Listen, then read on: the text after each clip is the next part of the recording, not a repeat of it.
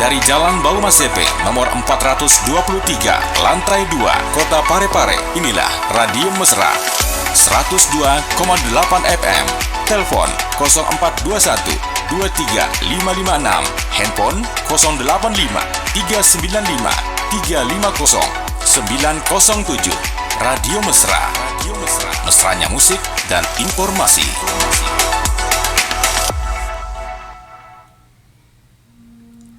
Assalamualaikum warahmatullahi wabarakatuh. Waalaikumsalam warahmatullahi wabarakatuh.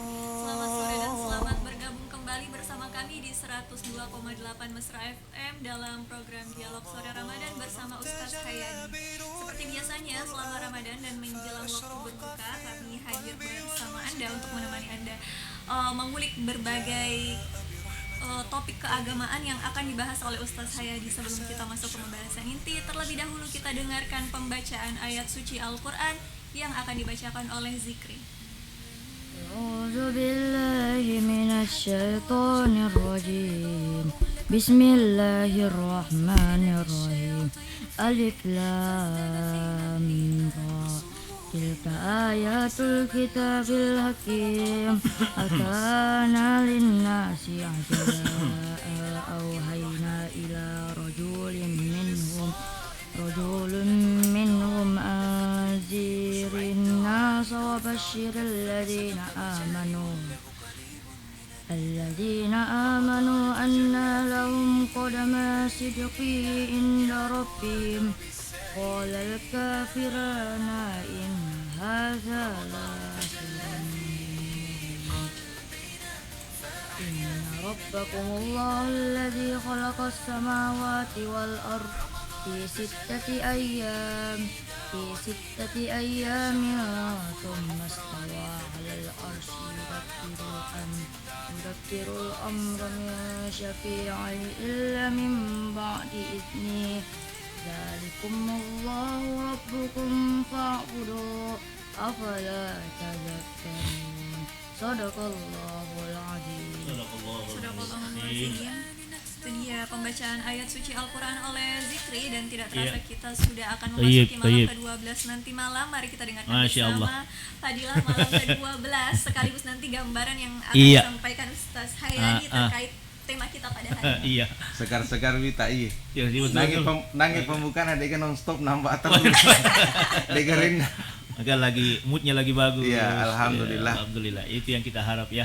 Makin Ramadan makin mengerucut turun ke bawah, makin mau habis ya, alhamdulillah kita makin semangat untuk melaksanakan ibadah-ibadah di bulan Ramadan. Baik, insya Allah tayyib.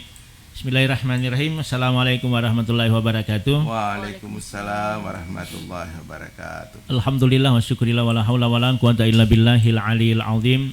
Asyhadu an la ilaha illallah wa asyhadu anna Muhammadar Rasulullah. Allahumma shalli ala sayyidina Muhammad wa ala alihi wa sahbihi ajmain. Amma ba'du. Insya Allah sebentar malam kita memasuki malam yang ke-12 di bulan suci Ramadan dengan judul untuk wilayah Parepare dan sekitarnya adalah membentuk generasi Qur'ani. Adapun fadilahnya sebentar malam ke-12, siapa yang beribadah karena iman dan takwa kepada Allah, ikhlas semata-mata mengharap ridha Allah Subhanahu wa taala, maka Allah akan memberinya pahala seperti nanti dia akan datang pada hari kiamat sedang wajahnya bercahaya melebihi cahaya bulan purnama. Jadi wajar ini Bang Dimas, insya Allah kalau ini jannah lagi berseri-seri karena memang wajahnya bercahaya hari ini. Kemungkinan besar pakai MS Glow atau apa, wallahu a'lam. Yang jelas wajahnya berseri-seri.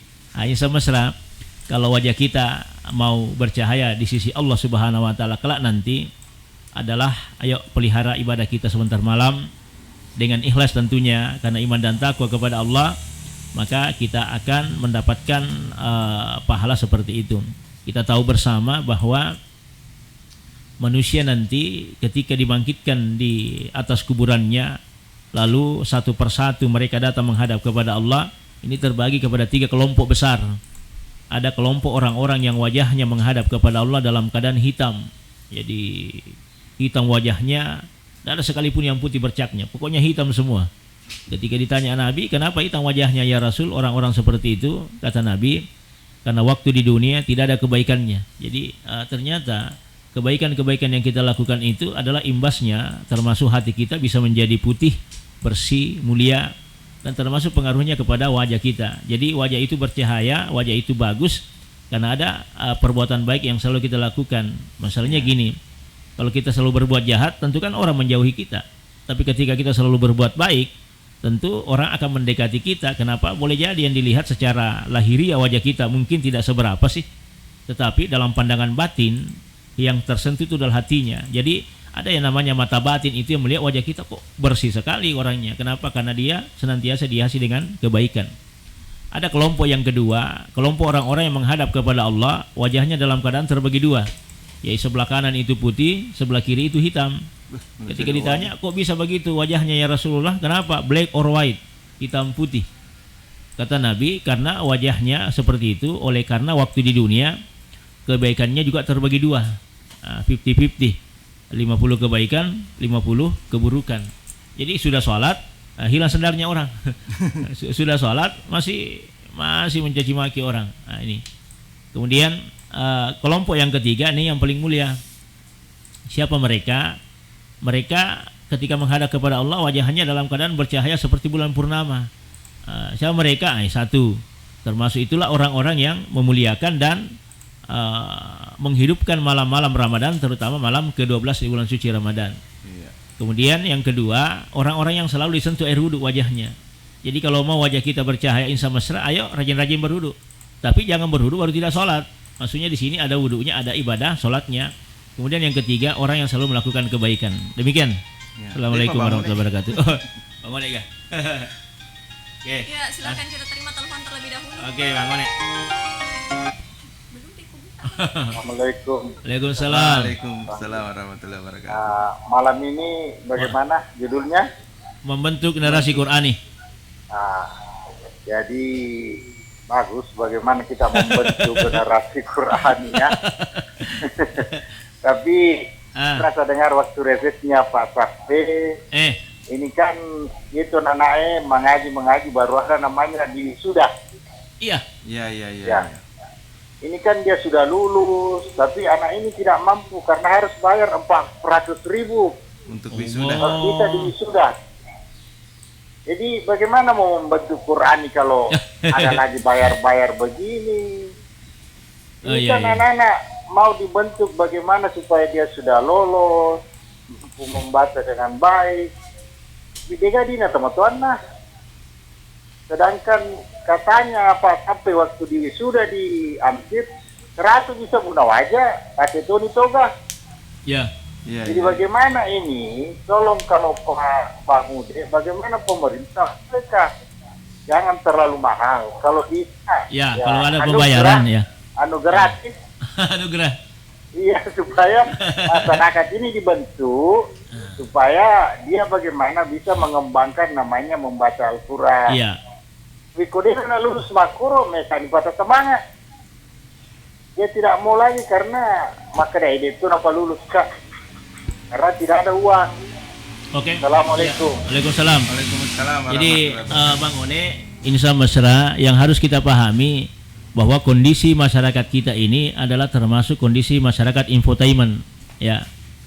Masyarakat infotainment itu kita hebat di luar tapi buruk di dalam. Sama kalau begini, masyarakat kita itu mudah kagum, cepat merasa euforia, bangga atau apa.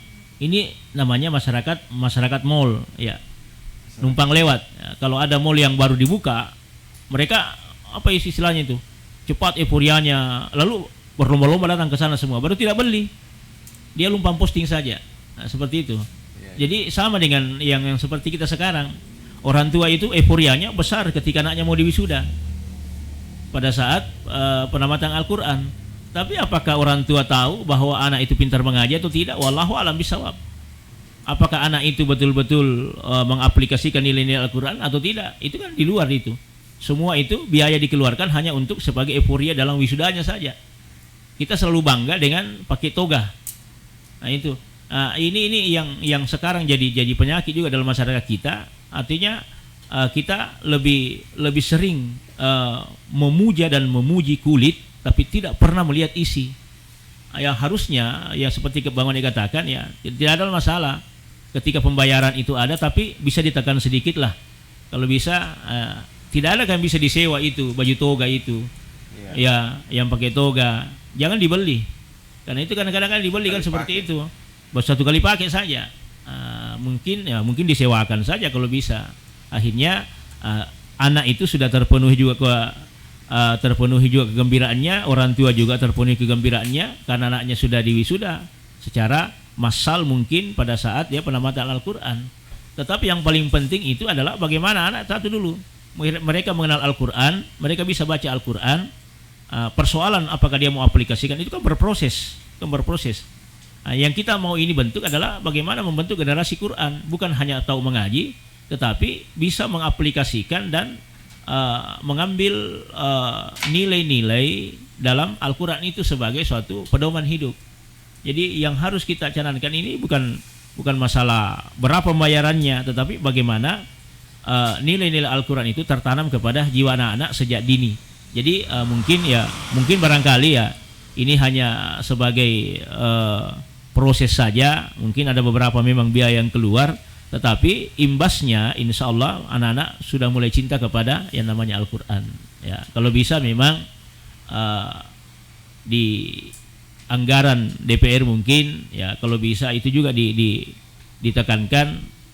Kemudian yang pihak berwenang mungkin barangkali bisa juga merapatkan ini, bagaimana ini yang kalau wisuda secara massal sampai ada pembayaran sekian, mungkin ya saya kira ini bisa diperbaiki bersama karena ini adalah generasi kita sebenarnya. Oke, demikian. Ya itu tadi jawabannya. Iya. Semoga bisa dimengerti dan bisa diterima. Iya, insya Allah. Kalau saya disampaikan dulu nomor telepon yang mau menelpon. Oh iya. Belum buka kan? Belum buka, langsung bangun ini masuk ya. Iya.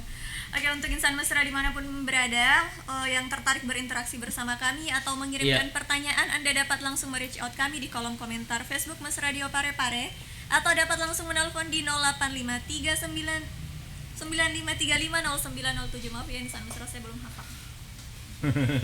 Baik, kita langsung masuk ke pembahasan inti terkait membangun generasi Quran. Sabar. Ya, silahkan. Silakan. Masih bangun Halo, silakan. Masih bangun lagi ya? Waalaikumsalam. Ini kan selalu kita salat sembahyang. Iya. Dalam arti setelah kita assalamualaikum ke kiri dan ke kanan, itu menyapu muka dengan tangan. Memang ada sunnahnya kah? Apa itu? Menyapu Kalau, muka. Salam. kalau kita salam ke sudah kiri, salat. ke kanan, napa? Oh iya. Disapu Nggak. muka kita. Kalau dalam fikih sunnah itu saya sabik tidak ada yang seperti itu. Ya. Nggak.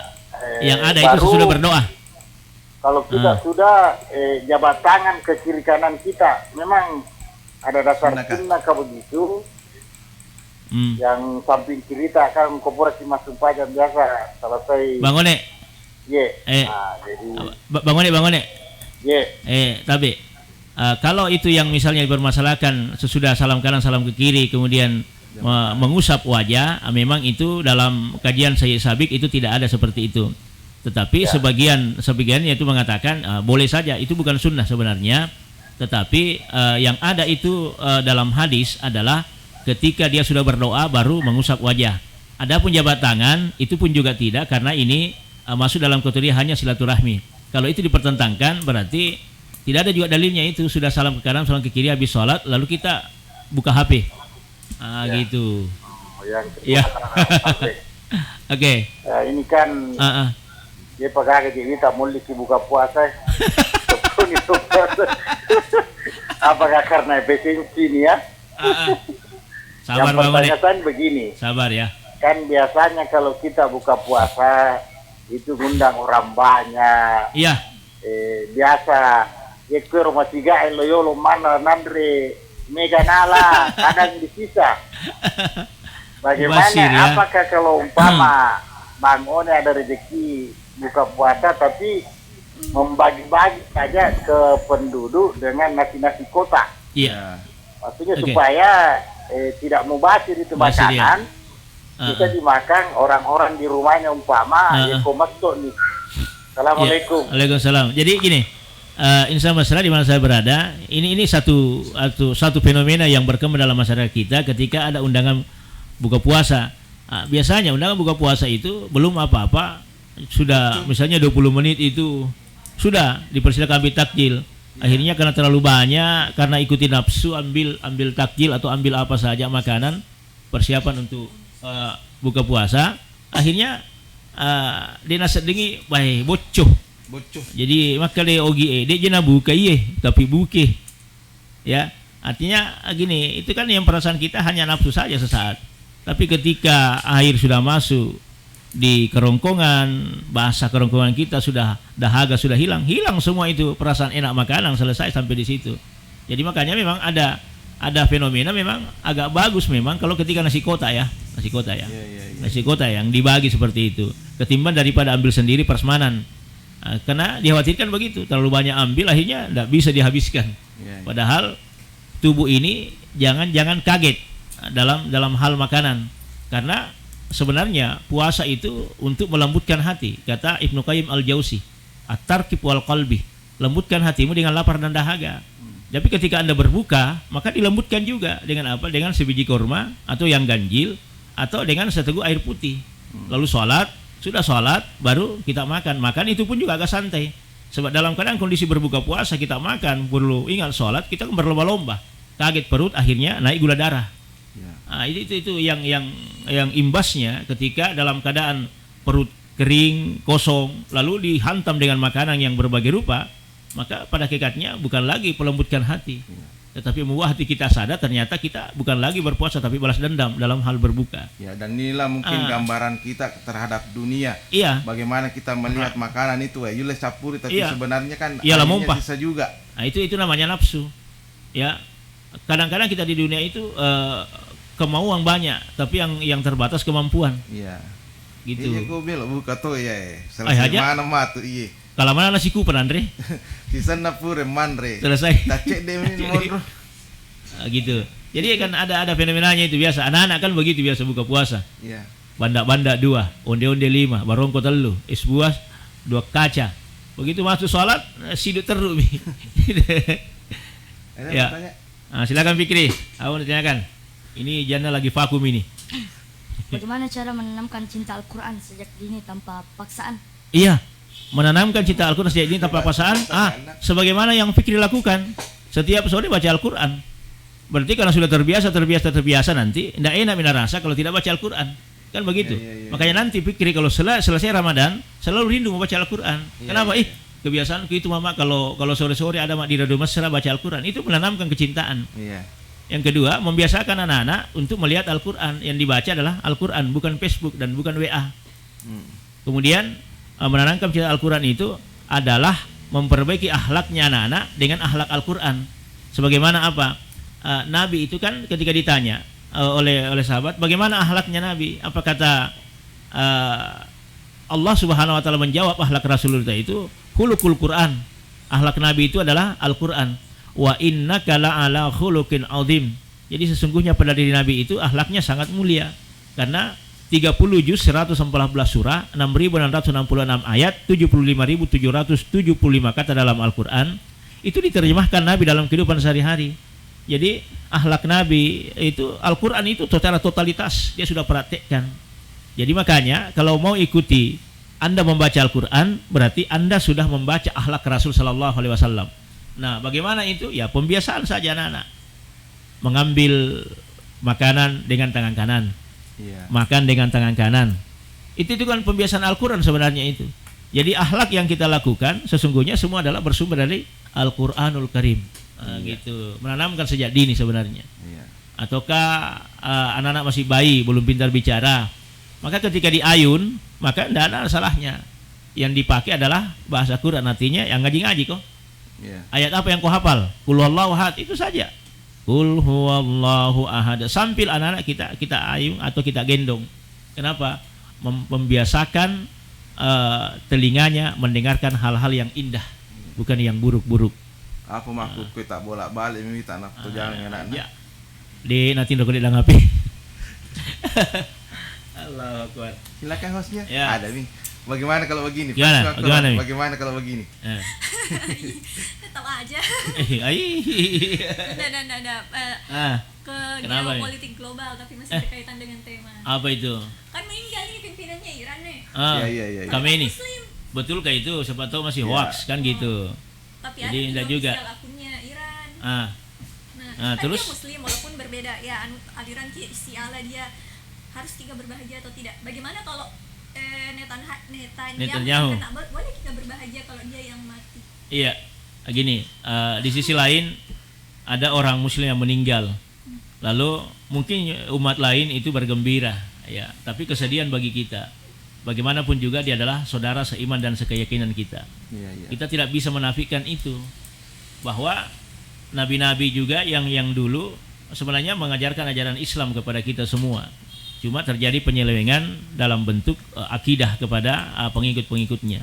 Jadi otomatis ya kita sedihlah ketika ada pemimpin yang hebat seperti itu meninggal dunia, ya karena mungkin ada serangan dari Amerika atau dari Israel atau apa saja mereka. Kita sedih, ya. Kenapa? Jelas doa kita sampai kepada almarhumah. Yang tidak sampai itu adalah doa yang beda keyakinan dan beda agama. Meskipun dia adalah hubungan saudara. Misalnya dia saudara kakak adik, tiba-tiba dia murtad, meninggalkan ajaran Islam, maka tidak bisa lagi disentuh. Tapi berhubungan selalu ada di dunia. Tapi ketika sampai di akhirat di kuburan, maka tak ada doa yang sampai kepadanya. Maka itu juga sekiranya misalnya Benyamin Netanyahu meninggal dunia pada saat itu juga, maka kita umat Islam jangan juga terlalu euforia bergembira. Ingat, dia juga adalah manusia sama dengan kita.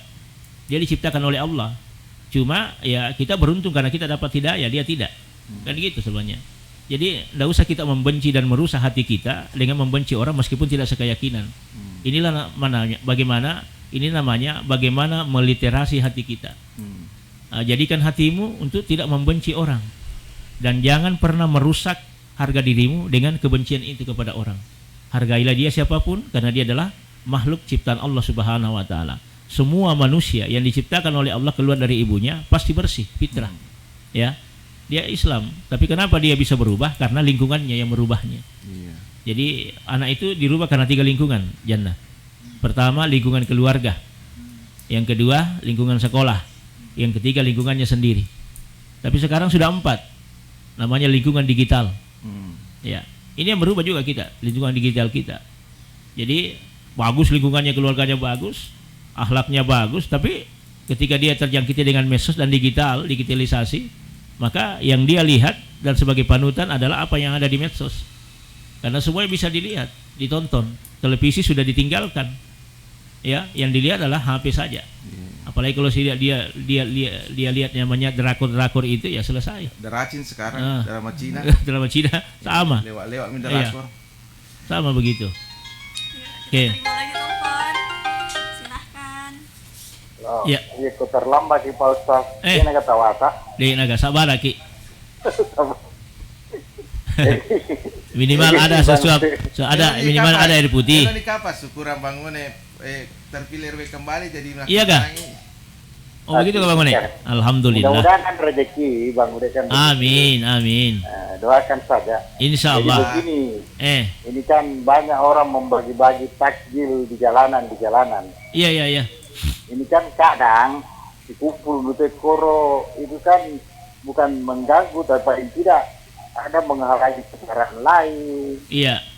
Biasa tuh makulit itu maksudnya yang kasih takjil koro lalu kasih koro. Oh iya, pasukan pemburu takjil. Iya. Nah, tidak bisa kayak ini yang punya rezeki PPT. itu datang ke setiap RW itu dikasih. Iya. Bagus juga.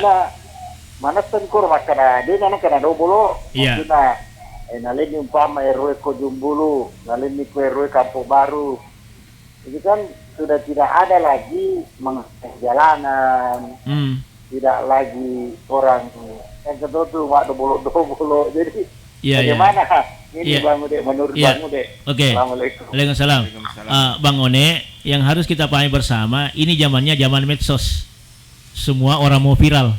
Ya kan gitu. Itu dulu intinya.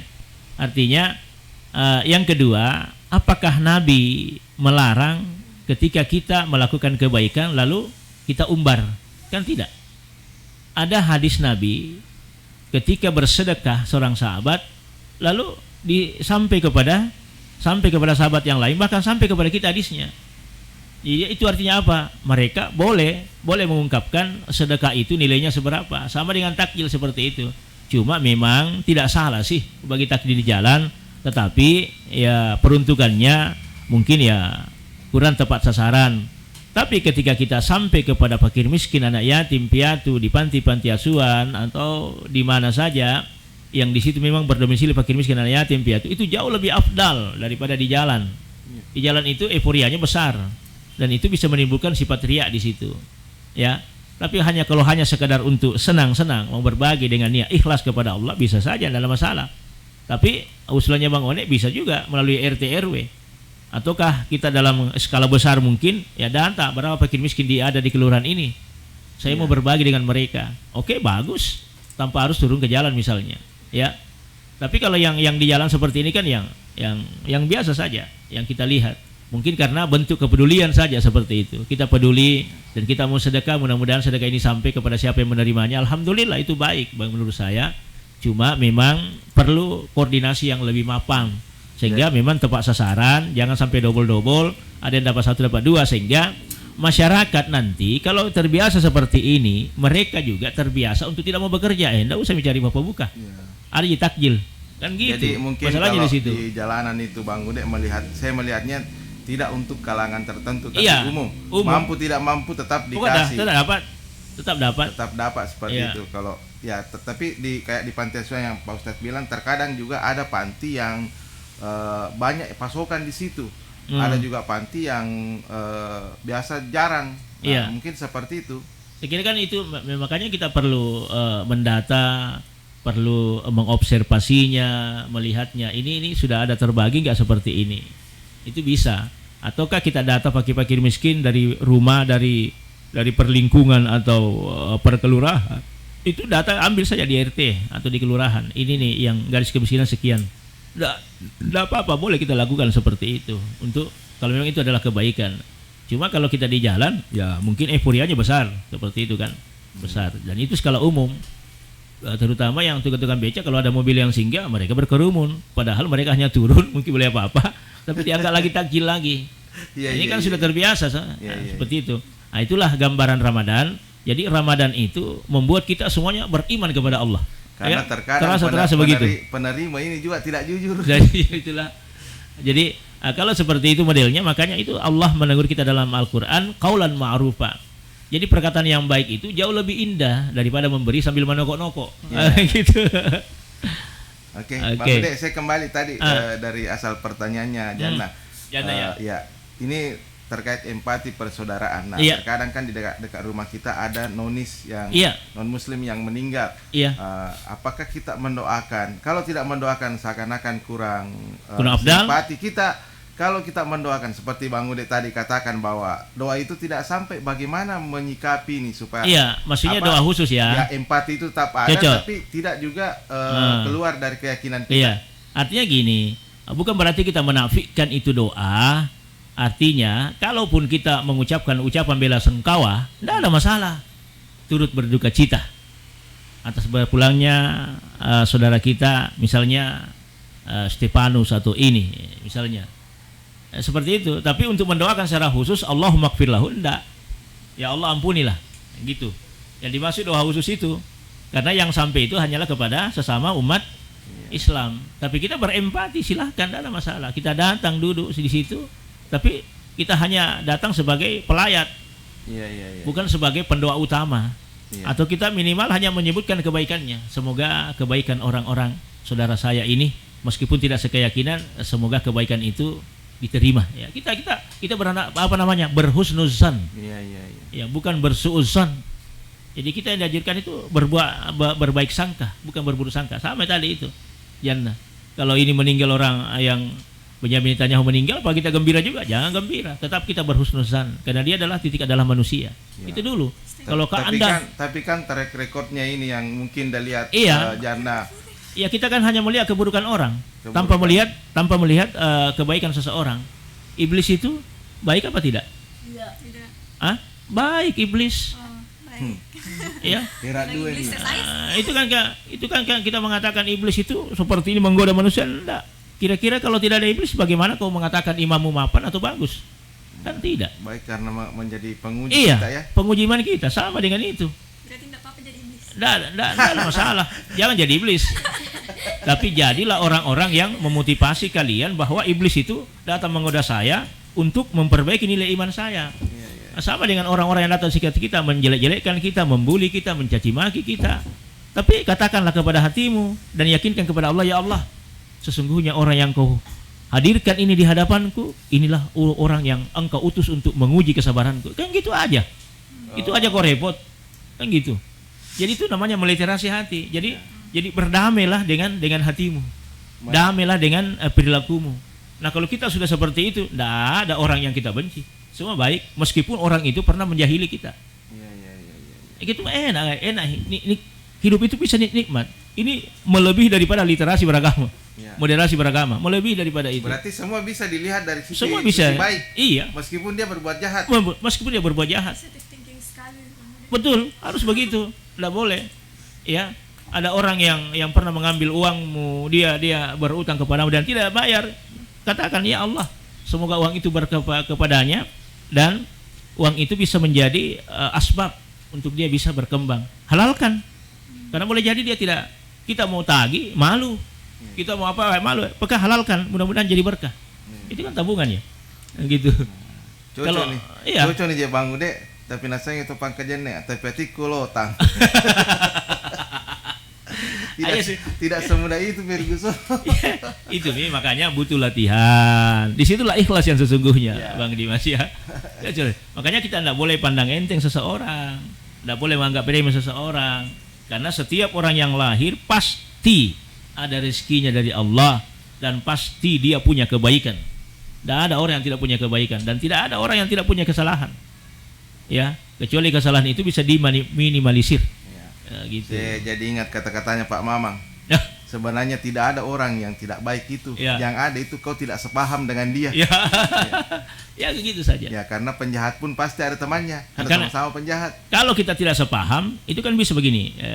Ketidakkesepahaman itu bisa dikatakan dalam perbandingan agama itu dikatakan dengan agree in disagreement. Berbeda, setuju dalam perbedaan. Setuju dengan perbedaan. Nah, itu maksudnya. Kita setuju dalam perbedaan. Oke. Tidak usahlah umat Islam, tidak usahlah umat Kristiani, Katolik, Protestan, Konfusius, Zoroaster. Tetapi kita saja umat Islam setuju dalam perbedaan. Ya, Muhammadiyah dengan pemerintah kan kita setuju kan? Ya, berbeda. Tapi tetap kita puasa Ramadan sama-sama. Yang di 8 rakaat, yang di 20 rakaat, ya kita setuju berbeda, tidak ada masalah. Tapi tidak saling mencederai, tapi sama-sama kita beribadah. Yang bahaya kalau kita berbeda lalu bertengkar, bertikai. Akhirnya baku marahan lama-lama ya. Akhirnya tetangga sebelah gembira. Kenapa? Alhamdulillah saya tidak pernah bertengkar lagi Ustaz. Kenapa? Tidak pernah tarawih. Nah itu itu yang bahaya itu. Oke, karena sudah sempat tadi menyebut Muhammadiyah, saya mau menyapa juga teman-teman di Masjid An-Nida di Jalan Alhamdulillah. Bogor. Untuk Pak Madi di sana, Pak Haji Mulyadi, semua teman-teman di situ yang katanya selalu mendengarkan Radio Mesra. Amin. Kemudian juga di Masjid Al-Afiyah yang ada di Lembah Harapan, kemudian juga yang ada di Lenungang yang juga selalu mendengarkan kita. Silakan pertanyaannya Bu Hos. Ya, Bos nih. Bagaimana kalau begini? Iya, betul. kan nenekku dulu. Kenapa nenek? Katolik. Ya dulu. Bahasanya orang Bugis itu yang mana itu nenek? Karena semua dua nenek ini. Laki-laki atau perempuan? Yang perempuan berarti nenek cocok. Kalau laki-laki kan nenek juga. Orang Bugis. Nah, tidak ada kakek. Karena tidak orang mengatakan puang kakek, semuanya puang nenek. Kan ada itu hadisnya barang siapa yang mengikuti suatu kaum maka dia bagian dari kaum itu. Nenekku kan Katolik, dia dimakamkan secara Katolik. Baru waktunya itu pembacaan doa, datang Kak di situ tengah baru mak baca doa pasturnya. Apakah saya masuk? Tidak, enggak, kita hanya ikut nimbrung begitu, bukan berarti ikut mendoakan, tapi ikut upacaranya begitu, buat dalam artian bahwa kita menghargai karena dia adalah nenek kita. Itu bukan ikut karena upacaranya pastor, tidak seperti itu. Sama begini, kalau misalnya pejabat, taruhlah Kementerian Agama misalnya, datang di acara Natalan begitu kan, itu kan mewakili adalah bukan dirinya. Dia mewakili atas nama institusi. Tidak ada masalah. Antum datang mewakili apa? Karena dia nenekmu, dia keluarga saya, kan gitu. Meskipun beda agama dengan saya, tapi saya memberikan penghormatan terakhir sebelum dia dikebumikan. Maka pastor silakan doanya. Saya juga memohon kepada Allah mudah-mudahan diterima.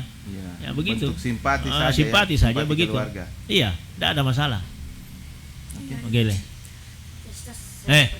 Ananda Fikri. Bagaimana menghadapi pengaruh media sosial terhadap karakter anak-anak? Iya, pengaruh medsos terhadap karakter anak. Besar sekali memang pengaruhnya medsos. Yang kasih HP Bang Din. Iya, terutama gini. Ada satu penelitian bahwa ada perempuan yang belum masanya balik, belum masanya haid, ya sudah haid. Karena pengaruh medsos ya, pengaruh medsos. Artinya anak itu biasa haid umur SMP lah. SMP atau SMA ya paling lambat itu di SMA misalnya kelas 1. Tapi Pak, ada memang anak-anak itu masih SD sudah haid misalnya. Kenapa? Karena pengaruh tayangan. Rangsangan dalam tubuhnya cepat. Apa yang dilihat ya mudah terangsang. Itu mengakibatkan sehingga dia cepat mengalami masa menstruasi. Anak laki-laki yang masih kecil ya mungkin ya pengaruh medsos luar biasa, sampai bahasanya saja itu bahasa Facebook, bahasa WA, bahasa medsos semua yang keluar. Yang begitu. Nah, ini kalau tidak dibendung anak-anak seperti ini, maka dia akan rusak.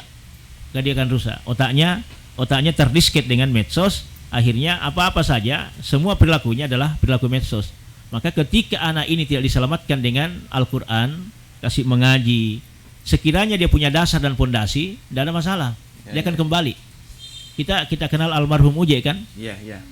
Dia di pesantren, pernah juara 1 DKI membaca Al-Qur'an. Suaranya memang bagus. Dia nakal, tapi sempat nakal akhirnya kembali lagi kepada pelajarannya waktu di pesantren. Jadi ustaz, jadi mubalik, luar biasa kan? Sampai dia meninggal dunia. Jadi kenapa? Dia punya pondasi. Yang bahaya kalau anak-anak bermedsos lalu tidak punya pondasi, tidak punya rem. Dan tidak punya filter. Iman itu adalah filter. Makanya itu sebelum anak dikasih media sosial, mau tidak mau tetap terbuka dengan luas di tengah masyarakat kita, maka anak ini harus disaring dulu dengan perbaiki akhlaknya, perbaiki sholatnya. Makanya itu insya mesra, tanamkan kepada anak-anak kita, jangan memaksakan anak selalu ranking 1. Tetapi ya jangan memaksakan anak selalu ranking 1, tapi paksa-paksalah anak untuk sholatnya, karena itulah yang membantunya. Ketika hubungannya dia kepada Allah bagus, insya Allah otomatis bagus dan menghormati kedua orang tuanya. Tapi ketika hubungan kepada Allah tidak ada, maka boleh jadi anak bisa membantah apa yang diperintahkan oleh orang tua. Jadi paksalah anak kita untuk akhlaknya bagus, perilakunya bagus. Kemudian kalau mengaji ya meskipun tidak terlalu banyak, yang penting dia baca Al-Qur'an sedikit. Ada seperti itu. Jadi ini bisa mengurai bagaimana penyebab medsos kepada anak sehingga berperilaku seperti itu. Itu bisa mengurangi daripada perilaku anak. Sebab kalau bablas selesai. Sulit untuk kita kendalikan kalau sudah besar. Tapi yang jelas di samping itu Bang Ude, salah saya satu bukan anak SMA. Memang posturnya ya? Iya, posturnya kecil. Imut, amit-amit. Amit-amit bukan imut. Ya lanjut ke situ Bang Ude. Ini kan pengaruh HP ini sangat luar biasa. Dan sekarang pola mendidik orang tua itu lebih cenderung ke HP. Katanya kalau tidak dikasih HP, menangis, tantrum malah, jalo-jalo, peling HP tenan nih. Bagaimana sebenarnya itu? Saya ingat dalam orang tua juga kan kadang tidak tegaan. Iya, gini.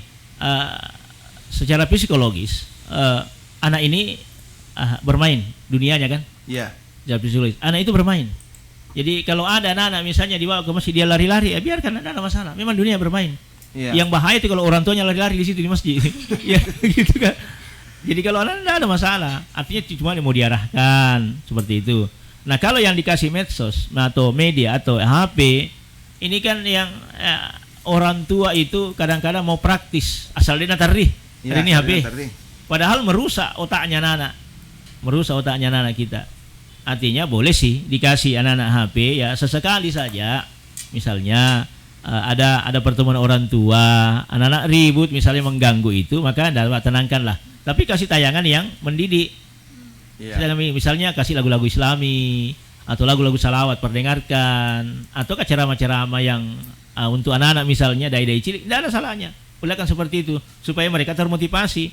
Jadi pada diri medsos itu ya, medsos itu ada plus minusnya, tergantung bagaimana kita mengadopsi itu. Jadi kadang-kadang kan kita medsos ini dianggap sebagai misalnya kalau guru menganggap ini sebagai perangkat pembelajaran misalnya, membantu dia untuk dalam mengajar. Ya, wirausaha misalnya juga membantu dia untuk memasarkan produknya kan seperti itu. Nah, tergantung kebijakan kita. Makanya ada istilahnya bijaklah dalam bermedsos. Bijaklah. Jangan sembarang kita posting. Yang jelas kalau itu tidak baik tinggalkan. Kalau itu baik maka ambillah. Oke. Ya, masih terkait generasi Qur'ani, Ustaz. Kan orang tua biasanya kalau mau bagus anaknya kasih masuk ke pondok. Tapi kan beberapa tahun terakhir pondok itu cukup tercoreng namanya karena kasus pencabulan yang dilakukan guru-guru. Iya, tidak semua kan seperti itu. Itu hanya studi kasus. Artinya kalau sekiranya itu dijadikan sampel bahwa pondok pesantren itu buruk karena seperti ini, maka buruklah seluruh pondok pesantren. Tapi tidak serta-merta kita memvonis bahwa semua pesantren seperti itu. Ini adalah oknum insan masyarakat, bahwa ada memang yang seperti itu, tetapi itu oknum ya. Ada kasus yang kita dapatkan misalnya kasus pencabulan kepada anak-anak kita yang dianggap dia kan manusia juga. Dia kan manusia juga, bukan malaikat. Tetapi tidak menutup kemungkinan di belahan sekolah-sekolah yang lain banyak yang seperti itu, cuma tidak terumbas ke medsos, tidak muncul di permukaan. Kenapa? Karena dianggap bukan hal yang penting untuk dibicarakan. Tetapi ketika pesantren misalnya satu kesalahan itu yang diungki-ungki terus karena dianggap sebagai rule model iman. Gitu. Dia dianggap sebagai produk orang-orang yang berakhlak. Tapi ketika mencoreng seperti itu tuh imbasnya luar biasa. Itulah modelnya. Kenapa? Karena dia sangat sensitif sekali ketika dia melanggar. Sama ketika misalnya kalau misalnya pejabat misalnya ya, contohlah pejabat melakukan hal-hal yang tidak baik, melakukan apa istilahnya itu? Karena biar perempuan dicolek seperti ini, lalu dia melapor, itu dianggap pelecehan ya. Ya, dicolek-colek saja, ini pelecehan. Kalau pejabat melakukan itu kan biasa-biasa saja di dunia masyarakat kita. Tapi coba kalau seorang kiai dilaporkan melakukan pelecehan, naik di permukaan muncul. Kenapa? Karena dia role modelnya adalah dia adalah ulama, dia adalah ustadz, dia adalah orang-orang yang beriman yang harus mengayomi. Tapi kenapa dia melakukan itu? Itu modelnya di situ. Jadi imbasnya sebenarnya memang sangat pekah dan sensitif sekali. Tapi kita tidak bisa menghakimi bahwa semuanya, enggak, masih banyak kok pesantren yang bagus. Bukan hanya itu hanya kasus saja, ya. Oke, Bang Ude, ini tadi sudah bicara pejabat, kita sudah 80 kali nih Lebaran, berarti sudah 80 kali Ramadan selama kemerdekaan Indonesia. Tapi kenapa ini selalu hampir tiap tahun judul ini selalu keluar? Ya, kalau Islam kan sudah 1447. Iya. Nah kalau kemerdekaan kita sudah 80 tahun ini masuk 81 tahun. Tapi betul. Kenapa ini membentuk generasi Qur'ani selalu saja muncul apa yang salah sebenarnya? Tidak ada yang salah. Kebaikan itu memang harus diulang-ulang. Karena pemahaman masyarakat kita, tingkat pemahaman masyarakat kita gini ya, Bang Dimas. Kalau seorang mubalik masuk di kandang kambing, maka dia harus bunyi kambing. Kalau dalam kandang itu ada ayam, maka dia bunyi ayam. Misalnya gitu. Yang jadi masalah kalau dalam satu kandang ada kambing, ada gajah, ada ular, banyak binatang di situ, mau bunyi apalah kita mubalik ini. Maka diambillah skala umum yang mudah dipahami oleh masyarakat kita. Kalau kita di tengah masyarakat akademik atau masyarakat ilmiah, perwakilan mahasiswa, misalnya semua kita ceramai, oke, judul ini tidak terpakai. Boleh jadi ya, lebih tinggi lagi. Misalnya revitalisasi hukum Islam. Ya, misalnya begitu kan bahasa-bahasanya kan. Tapi kan ini kan umum, membentuk generasi Qur'ani. Ini bisa saja, jadi semua kalangan bisa menerima seperti itu. Artinya pemahaman dasar masyarakat kita masih di bawah. Belum semua bisa memahami hal-hal yang mungkin lebih tinggi lagi, tapi dia harus lebih membumi. Makanya dakwah itu diterima. Kenapa pesan-pesan dakwah itu lebih mudah dipahami ketika disampaikan dalam bentuk seperti anekdot, atau cerita-cerita lucu rakyat misalnya, lebih mudah masuk ya, karena otak masyarakat kita di Parepare sudah terdisket bahwa kita senang itu dihibur. Jadi bukan hanya ceramah, tapi di situ ada nilai hiburannya, ya seperti itu.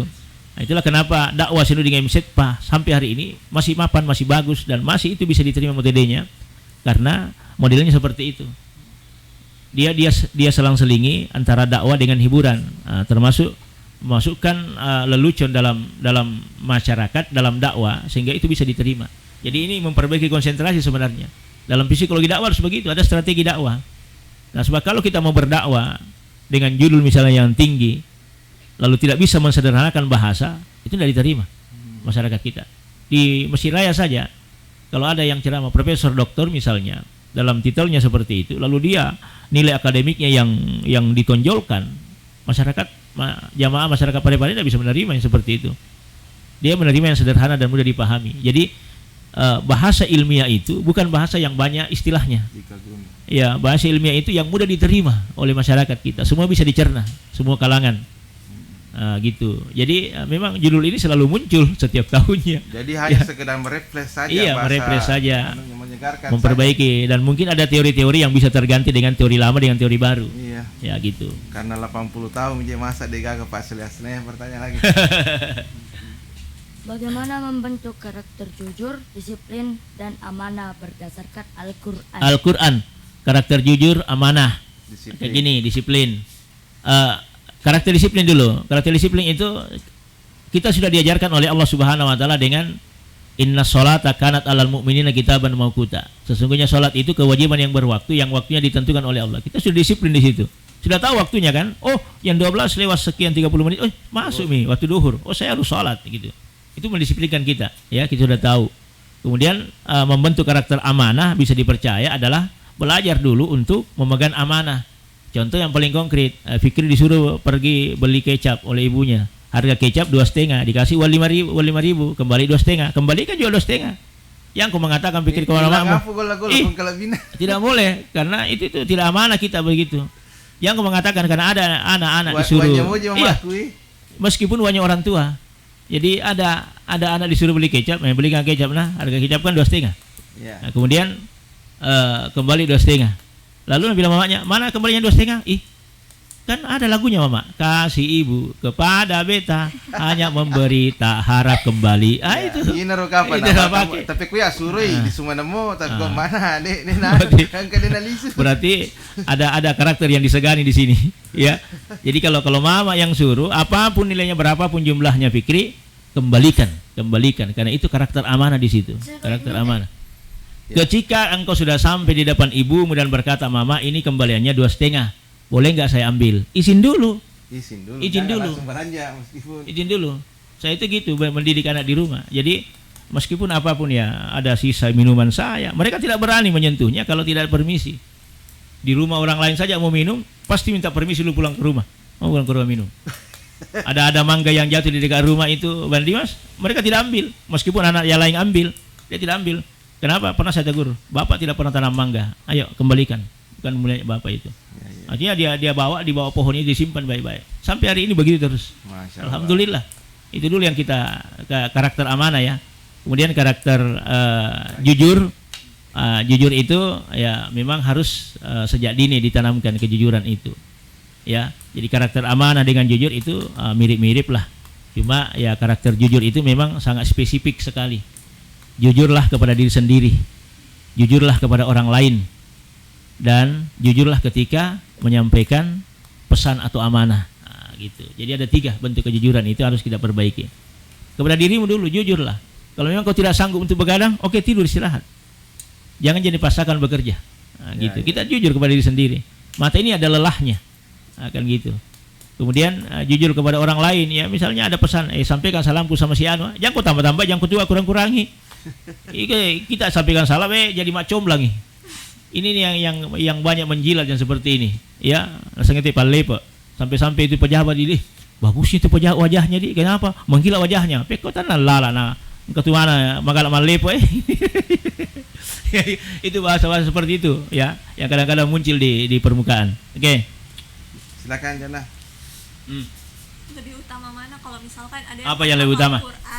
Menghafal Quran 30 juz nih, tapi tidak mencerminkan perilaku Qurani kesehariannya, atau orang yang biasa saja aja cuman kesehariannya lebih mencerminkan. Iya, dia tuh menghafal Al-Quran tapi dia Islam kan? Ingat peristiwa 3 khalifah yang meninggal, Utsman, Umar, Ali. Siapa yang membunuhnya? Kan penghafal Al-Quran. Ibnu Muljam itu, wah, orangnya Sayyidina Ali, dia masuk dalam golongan Khawarij. Ya, tapi ketika terjadi arbitrase pada saat pengalihan pimpinan itu dari Ali ke Muawiyah, pada saat pemilihan khalifah itu berbelok arah 180 derajat, itu Ibnu Muljam, padahal dia penghafal Al-Quran. Dan itulah yang menikam Sayyidina Ali. Apa artinya insan mesra? Menghafal Al-Quran bukanlah jaminan karakter dan akhlaknya bagus. Coba bayangkan. Kenapa? Karena dia menghafal, bukan memahami dan bukan memperhatikan ajaran Al-Quran. Kalau dia bisa memperhatikan ajaran Al-Quran, bisa memahami, itu yang bagus. Kalau kita hanya menghafal toh saja, menyampaikan, karena mungkin pesanan kita hanya imam, dia menghafal tapi tidak ada akhlak. Umar Ibn Khattab ditikam ketika sholat subuh. Itu juga orang yang memahami, orang yang malah mengetahui Al-Quran. Jadi di sini perlu ditanamkan namanya akhlakul karimah.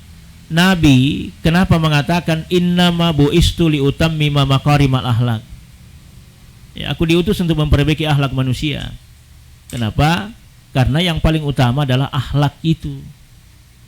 Kalau menghafal, orang bisa menghafal dan banyak, tapi tidak ada jaminan akhlak mereka bagus. Itu contoh kan Sayyidina Ali ditikam oleh Ibnu Muljam. Nah gitu. Penghafal Al-Quran itu. Tapi masih berlaku enggak itu hadis yang beredar kalau misalkan dia penghafal terus masuk surga di sana tarik keluarganya. Tapi kan dia menghafal. Maksudnya ini penghafal Al-Quran tarik anggota keluarganya. Misalnya saya menghafal Al-Quran, jana keluarga saya. Masa saya mau tarik baru akhlaknya tidak bagus, ibadahnya tidak bagus? Berarti kira-kira juga bahasanya masa sekarangnya kira-kira juga. Begitu modelnya. Ya. Makna menghafal Al-Quran menarik keluarga adalah anak itu dia memang tahu Al-Quran, dia terjemahkan Al-Quran dalam kehidupan sehari-hari, lalu jadi contoh dan teladan kepada keluarganya, dan keluarganya ikut. Oh, bagusnya akhlaknya anakku, mau kau juga seperti ini. Alhamdulillah, dia sholat, dia ibadah. Ini yang ditarik.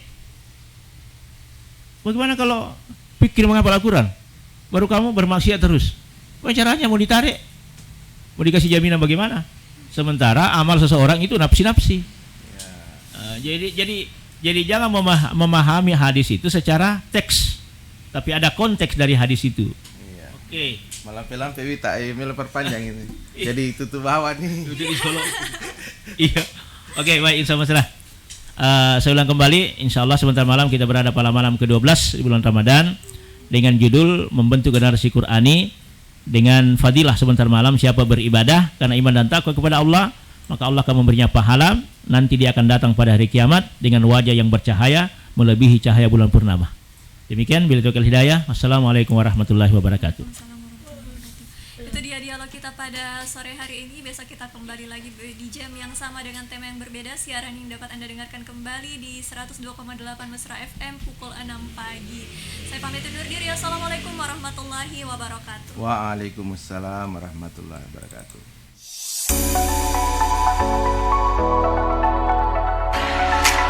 Dari Jalan Bau Masepe, nomor 423, lantai 2, Kota Parepare, inilah Radio Mesra 102,8 FM. Telepon 0421 23556, handphone 085 395 350 907. Radio Mesra, mesranya musik dan informasi.